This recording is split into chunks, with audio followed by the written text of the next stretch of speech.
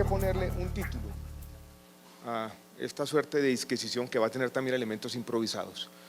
Yo lo llamaría algo así como autorregulación, regulación y sostenibilidad, el caso del sistema de salud de Colombia.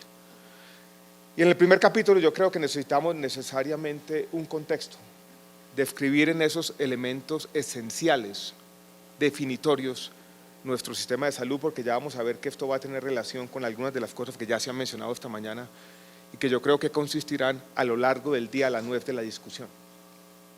Y quisiera señalar algunos elementos que son conocidos por todos, ya ustedes me han oído y yo creo que hemos discutido esto muchas veces, pero es bueno recordarlos, traerlos a cuento de nuevo. Si uno quisiera definir el sistema de salud colombiano, yo creo que hay varias cosas que casi lo definen. La primera, volvámonos por allá al año 2000-2001, cuando la Organización Mundial de la Salud hace un análisis de todos los sistemas de salud y encuentra que el sistema colombiano es el más equitativo en el financiamiento. Este es un sistema que fue diseñado desde su financiamiento como un sistema equitativo, donde la equidad prima como principio. Cada quien va a poner de acuerdo a sus posibilidades. Por eso el paquete de beneficios es igual, pero quienes ganan 10 veces más que los otros en el régimen contributivo contribuyen, cabe la redundancia, 10 veces más también. Y tenemos la mitad de la población en el régimen subsidiado que no contribuye absolutamente nada, mitad de la población que por lo menos por diseño y en teoría se considera que no pueden contribuir porque son pobres estructurales. Pero esa equidad en el financiamiento casi define nuestro sistema de salud. Con el tiempo a la equidad en el financiamiento se le sumó otro aspecto interesante, es la equidad también en los beneficios.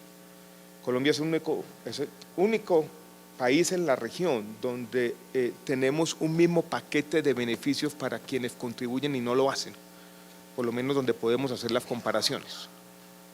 La brecha que, por ejemplo, existe en México entre quienes son afiliados al Instituto Mexicano de los Seguros Sociales y quienes están en el Seguro Popular es grandísima.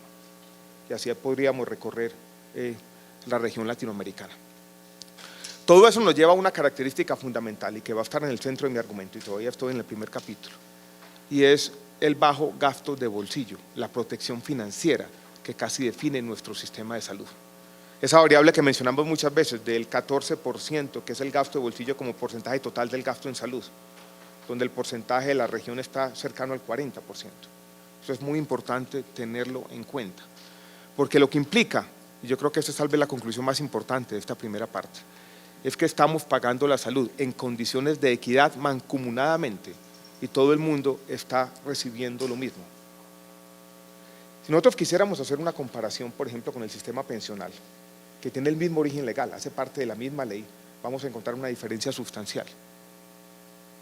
En las pensiones, no nos digamos mentiras, uno podría definir el sistema pensional colombiano como un sistema inequitativo, donde la gran mayoría de la población no va a tener acceso a una pensión y muy pocos reciben mucho.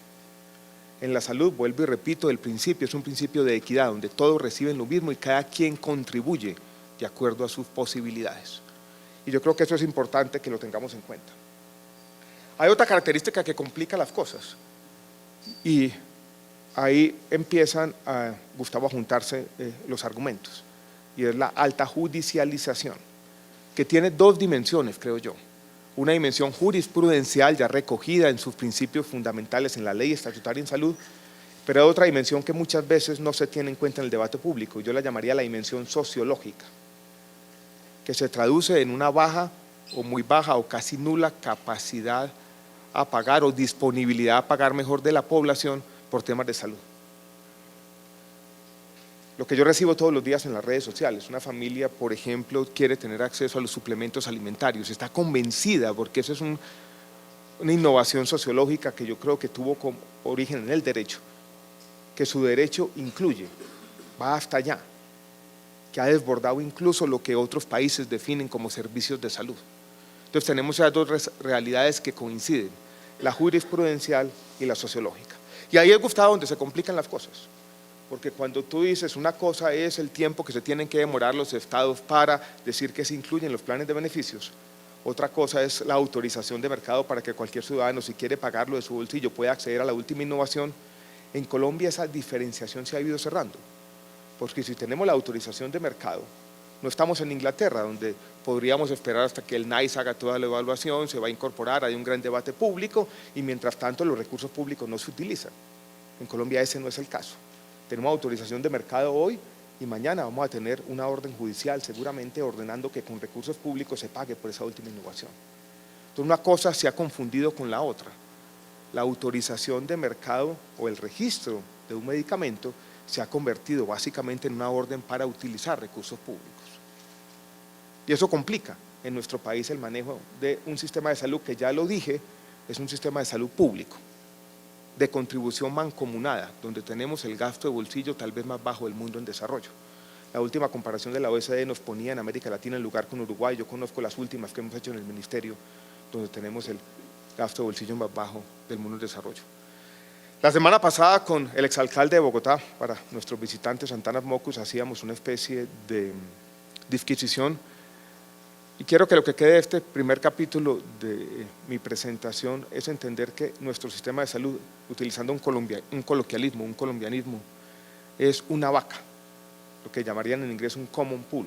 Todos estamos contribuyendo los recursos, poniéndolos aquí en una olla pública, como si nosotros todos fuéramos a almorzar después de oír las conferencias esta mañana, ya con hambre, alrededor de la 1 de la tarde, ponemos toda la plata aquí en este cajón y después cada uno va y mira el menú y ordena lo que tiene que ordenar.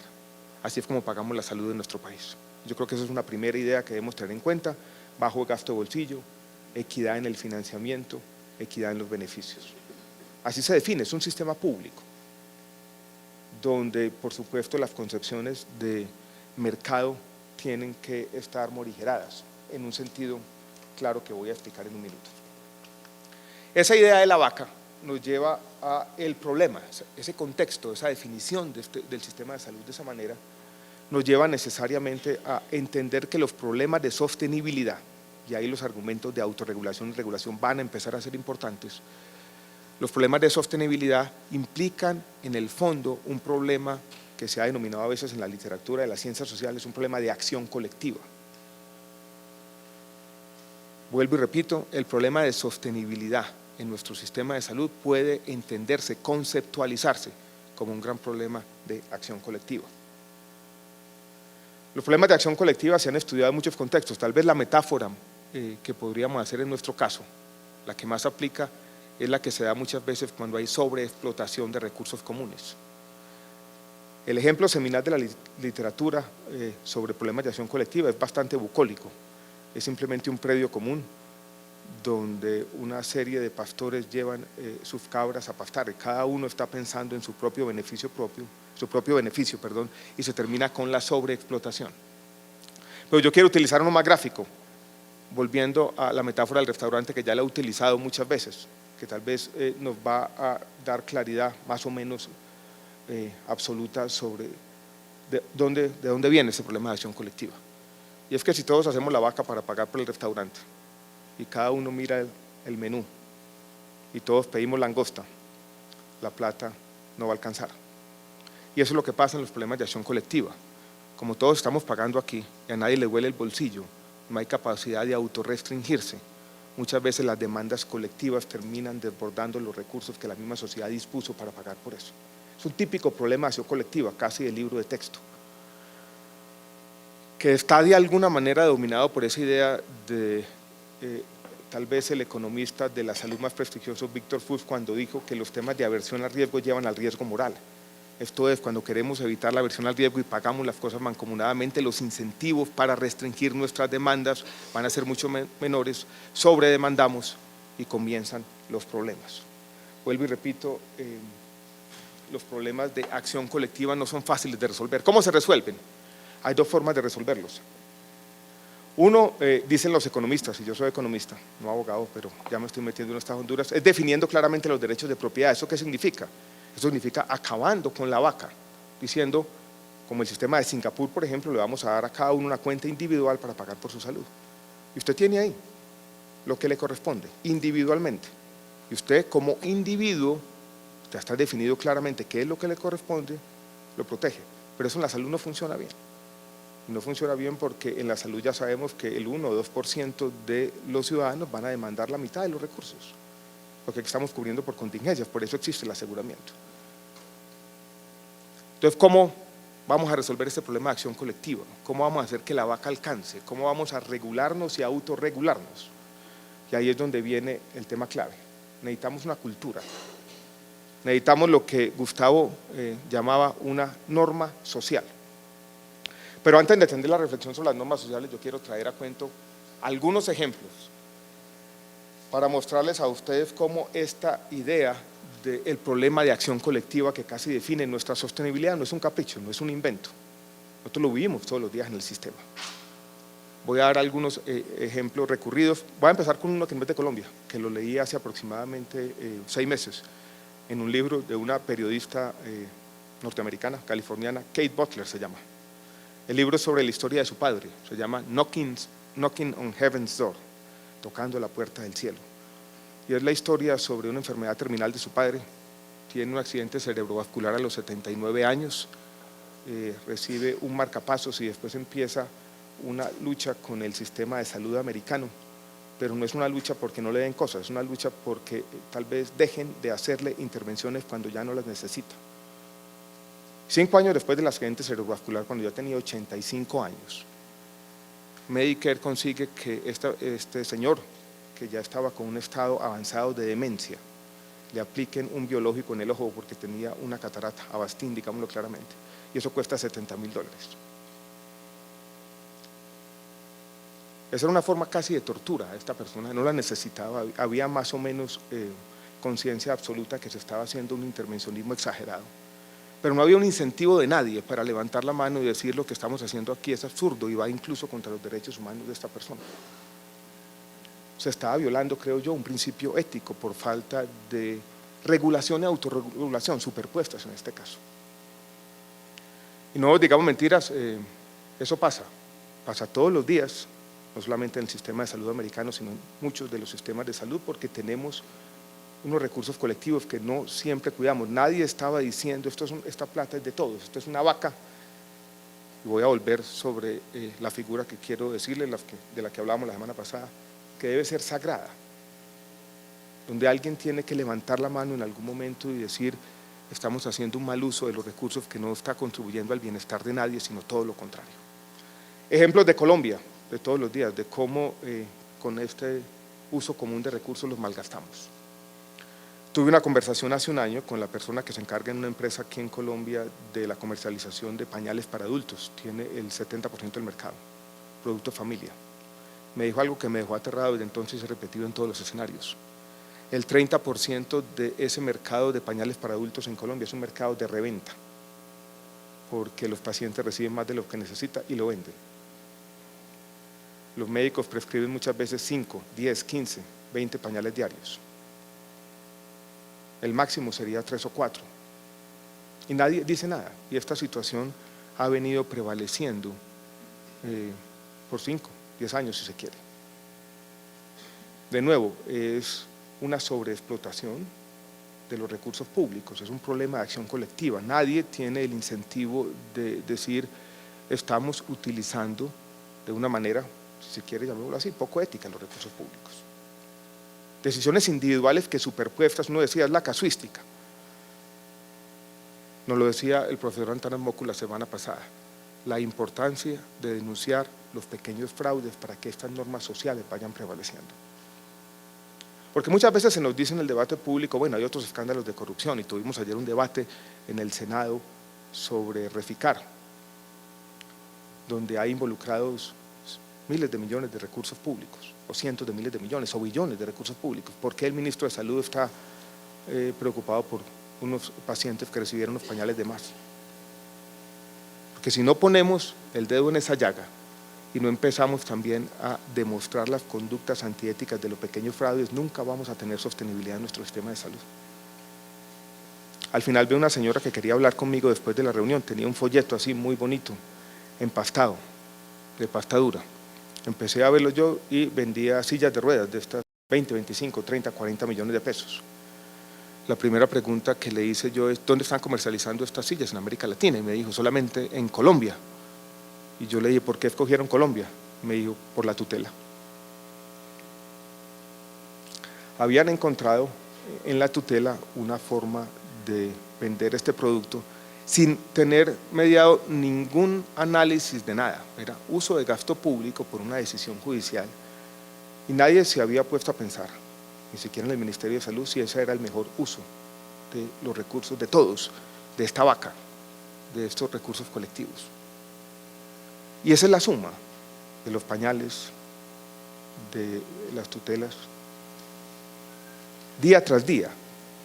Vuelvo y repito, ahí creo yo está en el fondo el núcleo de nuestro problema de sostenibilidad,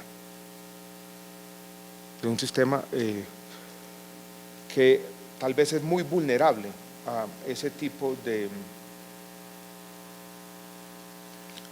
no digamos abusos, pero sí sobre demanda y sobre explotación de estos recursos públicos. Las cosas se complican y comienzan a ser más difíciles y éticamente tal vez más complejas de analizar cuando Gustavo y todos hablamos de las nuevas tecnologías. Porque con las nuevas tecnologías hay en muchos casos un valor agregado. Y cuando ya uno tiene análisis de costo-efectividad, todo es más difícil porque en el fondo este tipo de consideraciones sobre el uso de recursos comunes empieza a tener que tener respuestas a preguntas muy difíciles, es así de pura naturaleza ética. Y en el fondo es ¿cuánto vale un mes de vida? ¿Cuánto vale una vida? Y yo creo que la incapacidad que hemos tenido como sociedad de dar una respuesta clara a esa pregunta y poner unas reglas claras. Ustedes leen la sentencia T760, que es una sentencia grande, está llena de vericuetos administrativos, no tiene una reflexión filosófica sobre estos temas, no llega al fondo. Todo el mundo ha evadido, incluso nuestros jueces constitucionales, la pregunta fundamental, y es si tenemos recursos escasos, ¿cómo vamos a tener un acuerdo legítimo como sociedad para establecer algunos límites? Y esos límites yo creo que tienen que ser fundamentales a la hora de incorporación de las nuevas tecnologías. Estas son consideraciones éticas que claramente trascienden o desbordan lo que puede hacer el código de ética de ustedes, que tiene alguna importancia que yo voy a señalar más al comienzo, pero yo creo que son fundamentales. Si uno quisiera tal vez exagerar en la grandilocuencia, podría decir que es la ausencia de una respuesta a esta gran pregunta ética lo que nos ha llevado a muchos de los problemas de sostenibilidad.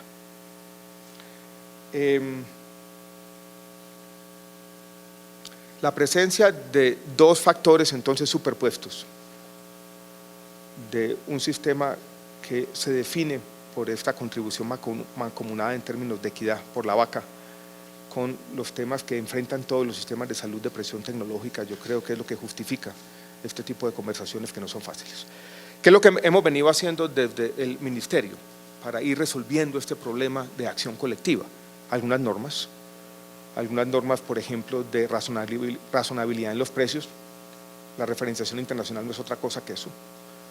Entonces, regulación en los precios de los medicamentos. Algunas normas que propenden por la competencia también en condiciones razonables, a pesar de que todavía tenemos unos desacuerdos que en el fondo son técnicos y como son técnicos son más fáciles. En el fondo los desacuerdos más complejos son de estas cuestiones que involucran choques de principios y temas filosóficos. Los desacuerdos que tuvimos con algunos de ustedes, por ejemplo, en el tema del decreto que reguló o estableció los parámetros para la introducción a la comercialización de biosimilares en el país, yo creo que en el fondo son problemas que vamos a ir resolviendo entre todos en el tiempo. Cómo tenemos una incorporación racional de tecnologías, donde lo que agregue valor o mucho valor o valor suficiente dadas los recursos escasos, pues debe entrar, lo otro no todavía. Ahí es donde el artículo 72, Gustavo y todos, yo creo que lo que sí está haciendo es supliendo por algo que nosotros no hemos encontrado, y es la autorregulación, donde es muy difícil que para una compañía individualmente yo diga, no, esta tecnología yo no la voy a llevar a Colombia porque ya tiene un gasto de bolsillo muy bajo. Todo lo contrario, porque los incentivos apuntan en la otra dirección. Entonces hemos tenido, con el artículo 72, que yo lo digo claramente, es agresivo en ese sentido. Trata de darle al Estado una prerrogativa grande, un fortalecimiento de esa puerta de entrada, como no lo tienen otros países del mundo en desarrollo, pero yo creo que lo que dije al comienzo apuntaba a eso, es decir, aquí tenemos unas circunstancias en Colombia que son bastante peculiares, que de pronto ameritan ese tipo de intervenciones.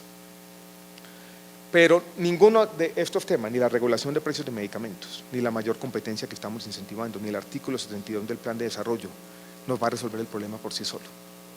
Y aquí es donde viene, yo creo que tal vez el mensaje más importante. Y es, ojalá tuviéramos o empezáramos a crear desde esta reunión para adelante esas normas sociales. Yo las definí de manera similar como las había descrito Gustavo. Reglas no escritas que complementen a las normas escritas, a las que nos terminamos adhiriendo casi como cuestión de principio. Que el médico que está prescribiendo los pañales,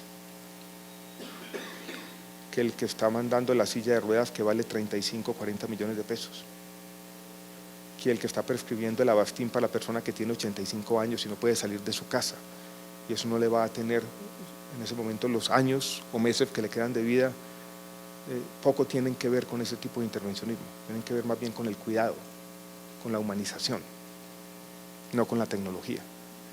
Que eso empiece a estar como una norma social, como una regla para todo el mundo. Eso no es fácil. Eso no es fácil, que no nos digamos mentiras, todos estamos inmersos en un ambiente que exige muchas veces otro tipo de conductas. Pero yo creo que empezar por aquí, a decir, entendamos la realidad de nuestro sistema de salud, entendamos la realidad de un problema complejo de acción colectiva y empezamos entre todos a propender por unas normas de conducta que nos garanticen esa coexistencia, porque la industria farmacéutica es fundamental para lo que hacemos. Sin la presencia de la industria, mucho de lo que se hace todos los días, aquí están varios pacientes, pues no tendría sentido. Pero necesitamos esa norma social. ¿Cómo hacerlo entonces? Aquí hay un código de ética, que es un librito, pero no es de esa forma. Antana Mocus también nos decía una cosa interesante la semana pasada. Mostraba una imagen de Moisés bajando por allá del templo con el decálogo, los 10 mandamientos, y lo rompía. Y romperlo significa que uno tiene que pasar en algún momento, cuando las normas están escritas en papel, a que estén escritas, lo voy a decir con grandilocuencia, no solamente en la mente, sino en el corazón de los hombres. Y eso es lo que hay que hacer, que ese código de ética está escrito en la mente de cada uno y empiece efectivamente a regular conductas. Y eso es lo que se llama autorregulación. Cuando las normas pasan del papel aquí, y por lo menos nos empezamos a preguntar que la vaca, esa vaca tiene que ser sagrada, y yo creo que tiene ese entendimiento del problema, ese entendimiento de la dificultad, esa problema de acción colectiva, nos va a convertir a cada uno también en parte de la solución, no del problema. Pero eso no es fácil, ¿no? ¿Cómo veo yo el problema? Entonces tenemos que entre todos tratar de generar esto que uno podría llamar en términos generales una cultura de respeto a los recursos de todos, una cultura de respeto a los recursos de la seguridad social, que son de todos. Recuerden que la seguridad social está en el centro del Estado moderno. Y para que eso pase, yo que fui profesor de teoría de juegos por allá, y la ingeniería de normas sociales no es fácil, no es fácil escribir en la mente de quienes están tomando decisiones esas normas de conducta. Generalmente se va a encontrar a 3 tipos de agentes. Unos que son minoría en la gran mayoría de los casos, pero que son muy perjudiciales, son los que no cumplen las normas, las que no la tienen aquí. Las otras son las que las cumplen, pero las cumplen pasivamente. Los terceros, que van a ser los imprescindibles, recordando a Graham Greene, esos terceros imprescindibles son los que las cumplen y las hacen cumplir. Y esos terceros van a ser fundamentales, Gustavo y todos, para que este código de ética no se quede en el papel. Eso va a necesitar un tipo de agentes activos que lo van a tomar como parte de su accionar permanente, y realmente lo van a cumplir como cuestión de principio, sino van a estar vigilantes a que todo el mundo lo cumpla. Sin esos agentes, sin los imprescindibles, va a ser difícil que esto llegue a cumplirse y que la autorregulación sea una realidad. Y la autorregulación va a tener que complementarse con regulación también. No es fácil hacer una cosa de la otra. Yo no sé si ustedes conocen el ejemplo famoso de la guardería en Israel, que había una norma social que todo el mundo respetaba, que tenían que recoger a los niños a las 4 de la tarde, los papás y los mamás. Y había una minoría que llegaba tarde, 5 o 10 minutos tarde, las profesoras se veían interrumpidas en sus labores. Entonces dijeron lo siguiente: vamos a poner una multa. Vamos a poner una multa el equivalente a $5 por minuto tarde. Esa multa ese incentivo formal acabó con la norma social, porque todo el mundo ya sentía, si yo voy a pagar ya puedo llegar tarde, no hay ningún problema. Entonces destruyó la norma social. Entonces cuando uno complementa normas sociales informales con normas formales, tiene que tener en cuenta que eso no vaya a generar incentivos que en el fondo destruyan ese comportamiento altruista por principio, que es el que queremos incentivar. Por eso garantizar la complementariedad entre una cosa y la otra no es fácil, y en eso es lo que tenemos que trabajar. Y ahí es donde tenemos, por ejemplo, las normas de transparencia, para que no quede simplemente como un castigo, sino como algo que todo el mundo acoge voluntariamente. Movernos entre todos. Yo creo que ese es un reto para los próximos años. Cómo complementar los esfuerzos autorregulatorios con unas normas que exijan transparencia y cómo complementarlo también con el ejercicio que vamos a comenzar en junio el fin de los comités técnicos científicos y esta base de datos donde vamos a tener información sobre la prescripción, información que tendremos que utilizar en algunos casos también para señalar cuando hay abusos de la vaca, de los recursos públicos. Entonces, autorregulación de un lado, pero regulación, y yo le veo la regulación por ahora como una regulación que es complementaria y que en el fondo a lo que apunta es también a entregar información oportuna a los agentes, pero sobre todo a los imprescindibles que nos están haciendo que se cumplan las normas. Y desde el lado del ministerio siempre hemos visto si esto tiene que complementarse con esos otros incentivos. Por ejemplo, si uno debe tener copagos para los servicios de tecnología no POS. Lo hemos dicho muchas veces, pero hemos estado ahí, que sí, que no, porque tenemos problemas con la jurisprudencia y no queremos que esto sea simplemente un asunto pecuniario, queremos más bien transmitir por ahora la idea que en Colombia, para consolidar un estado de bienestar hacia el futuro, tenemos que tener una cultura que acompañe los contratos sociales y que acompañe nuestras normas, y que la autorregulación no solamente es de la industria, no solamente es de los médicos, sino también tiene que ser de los ciudadanos y todos los agentes del sistema. Cada que se nos presenta un carro de corrupción, todo esto pierde sentido, porque de alguna manera eso genera en los ciudadanos la idea de que no se están cuidando los recursos. ¿Qué más da? ¿Por qué me exigen a mí que lo haga? Y eso es bastante nocivo. Esa era la historia en 5 capítulos que quería contarles hoy. Es simplemente una reflexión general que por lo menos les dejó una idea. Esto no es fácil, pero nos involucra a todos. Y lo he repetido una y otra vez, pero yo creo que es imprescindible. Muchas gracias por la invitación a compartir estas ideas con ustedes.